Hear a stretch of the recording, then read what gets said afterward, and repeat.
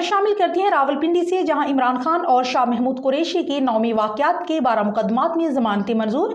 इंसदादी दहशतगर्दी की अदालत रावलपिंडी ने कायदे तहरीक इंसाफ और साबिक वज़ीर ख़ारजा को रहा करने का हुक्म दे दिया।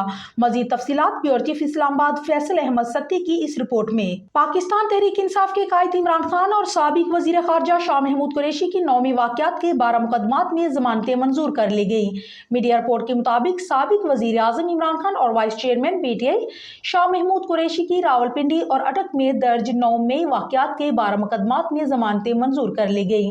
इंसदाद दहशतगर्दी की अदालत रावलपिंडी ने रहा करने का हुक्म दे दिया। बताया गया है कि रावलपिंडी के अडयाला जेल में होने वाली समाअत के दौरान एटीसी प्रोसिक्यूटर ने अदालत से केस की समाअत मुलतवी करने की इस्तदा की, ताहम अदालत की जानिब से उनकी ये इस्तदा मुस्तरद कर दी गई और रिकॉर्ड के मुताबिक जमानत की दरख्वास्त पर फैसला जारी कर दिया गया।